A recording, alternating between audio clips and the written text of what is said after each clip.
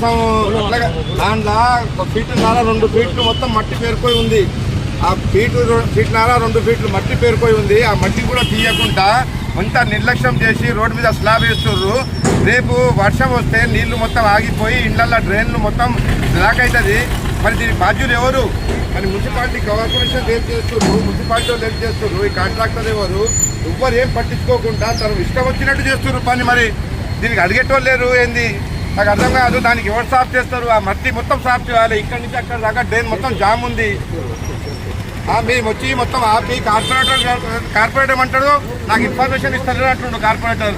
డీకు మాట్లాడిండు, కార్పొరేషన్ కమిషనర్ని మాట్లాడిండు. అది ఏంది ఇది అర్థమైతలేదు. రోడ్ పని చేస్తుర్రా లేకుంటే ఏంది? కాంట్రాక్టర్ రావాలి, మొత్తం రావాలి, అంతా సాఫ్ చేయాలి.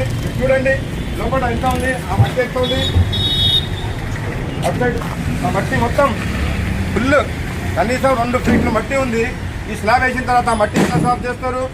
వీళ్ళకి అడిగేటోళ్ళు లేరు. ఈ డ్రైన్ వాటర్ మొత్తం ఎట్లా పోవాలి?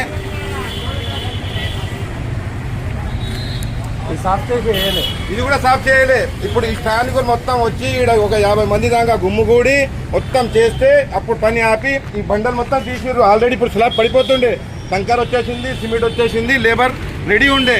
మేము ఆపినాం కాబట్టి ఇప్పుడు పని ఆపిర్రు. మరి దీనికి ఎవరు అడగాలి? ఎట్లా మరి?